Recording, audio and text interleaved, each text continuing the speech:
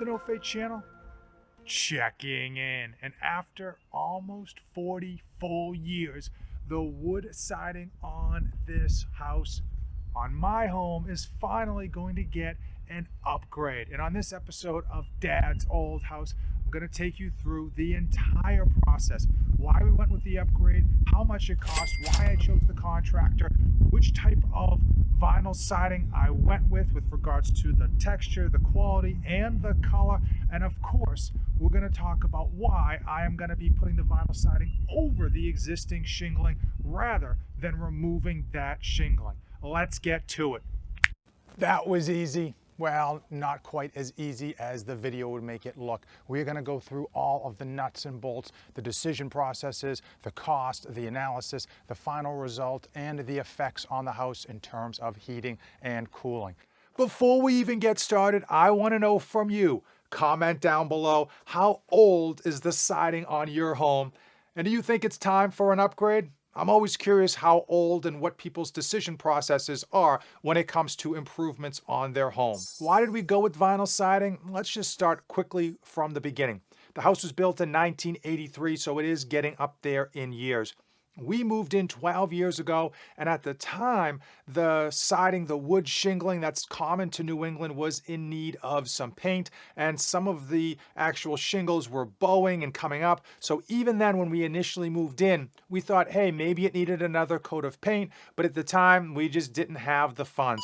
Flash forward 12 years later to now, and we knew that we needed an overhaul of the house. It was probably one of the worst ones on the street by far. And we knew also we didn't want to have to repaint every 5 to 10 years with regards to wooden shingles. So we decided to go vinyl siding. Reason being is the longevity of the vinyl siding is stellar. The quality and the colors have greatly improved since when it first came out. The price point, which I'll get into later, was also very, very reasonable. And then in a couple years, when the house looks dirty, we'll simply just power wash it down, and we will probably have a house that looks almost as good as the day the siding was done. How did I pick a contractor to do the vinyl siding? And the answer is that was probably the easiest decision. Burgess Builders, I'll link them in the description. I have been going with them for everything. My deck, my roof, my windows.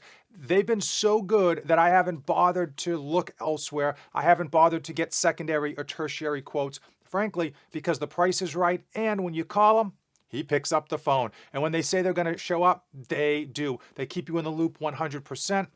And these days, I'd rather go with the contractor that I can trust, that I have experience with, than trying to find the cheapest or the best deal. And at the end of the day, though, the price points were below what I expected to pay, so we were happy all around.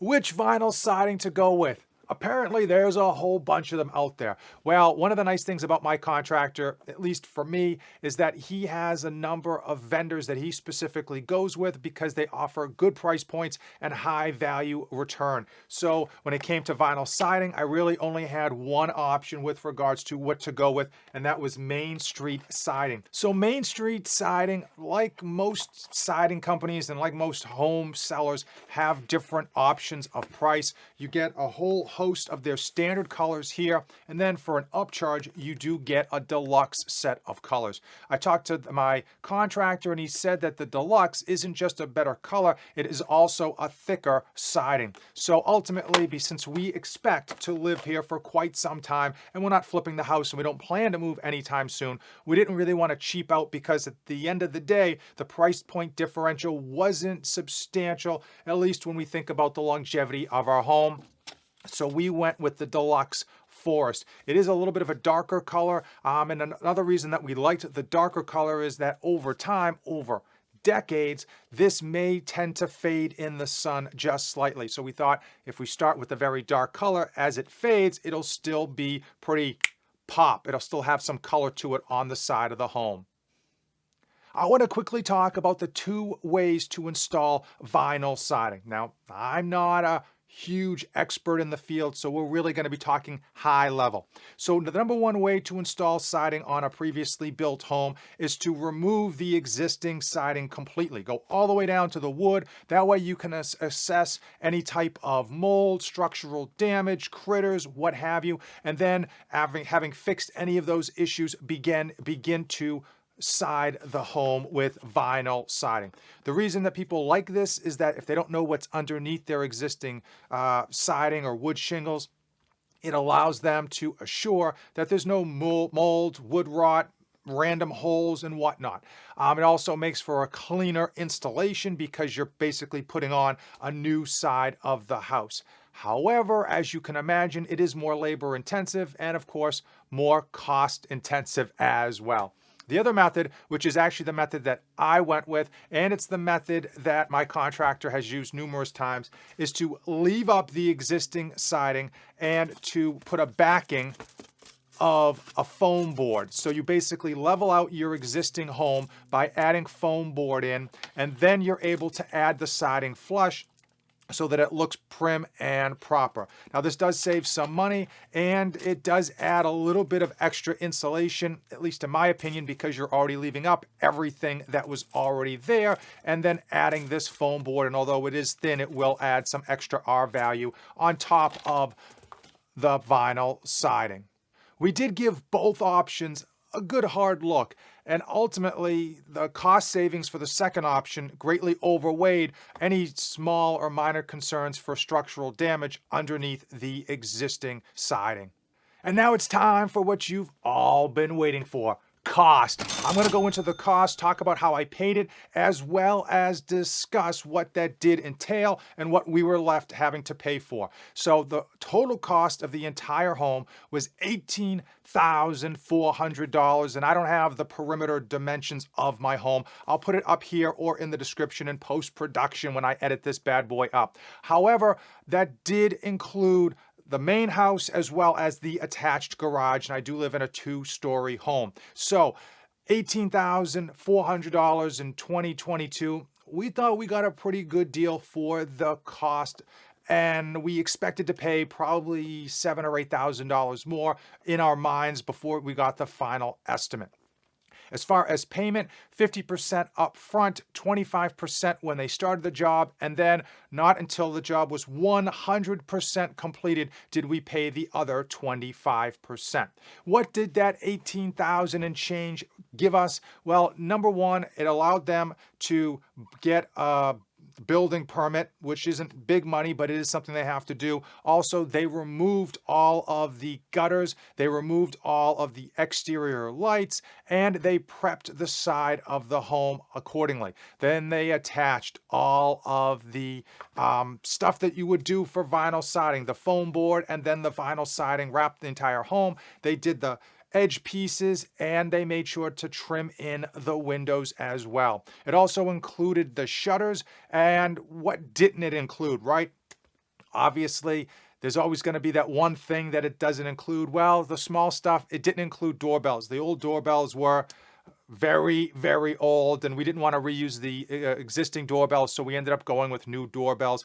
Also, that did not include light fixtures. We could have reused the existing light fixtures, but it would have stood out like a sore thumb because they were old as well. So we were on the hook for getting new light fixtures, but they did reinstall them themselves. Now, the gutters, I had two options. We could have tried to clean up the gutters. They made an effort to take the gutters down without damaging them. We could have tried to clean them and put them back up. Unfortunately, they were substantially old, and even after an attempted cleaning of one section, you could tell they were not new, they were old. And if we put old gutters back up on the new home, it would have looked ugly and stood out like a sore thumb. So we did have to go with new gutters, and that was my expense, and that was something that I had to kind of go with and get after the fact once the whole process was done. As far as time, they had, I want to say, 95% of all the stuff done within 2 weeks. I think within 10 days, 80% of the home was done.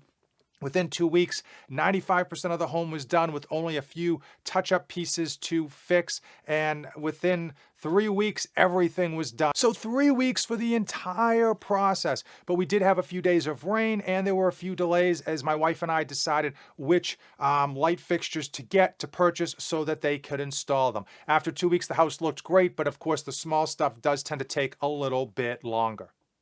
It has been over 2 months since the vinyl siding was 100% done.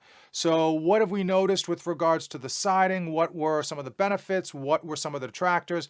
Honestly, it's like a complete facelift, especially going from not only a different color, but a different siding altogether to this Forest Deluxe vinyl siding.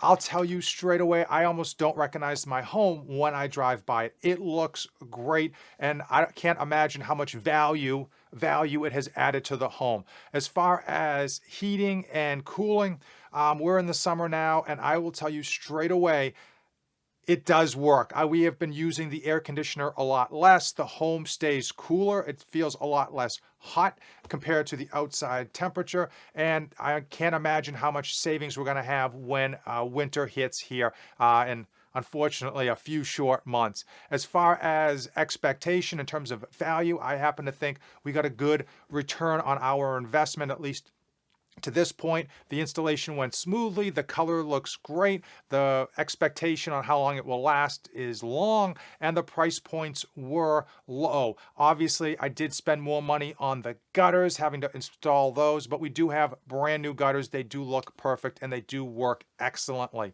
If you do live in New England and you are interested in a great contractor, I'll put Burgess Builders in the description. Let them know I sent you, and they'll probably give you as good a price as they gave me. I want to know from you. Comment down below, how old is the siding on your home? And is it time for a new facelift? I will tell you straight away, we're glad we waited as long as we did so that we had the finances to pay for the vinyl siding. But man, it was absolutely beyond time to fix up the side of our home. Now, if you came to the end of this video, guess what? You and I are officially best friends. That's right, Tango and Cash, band of brothers. Give this video a like, hit that red subscribe button. As usual, thanks for watching, and don't save anything for the trip back.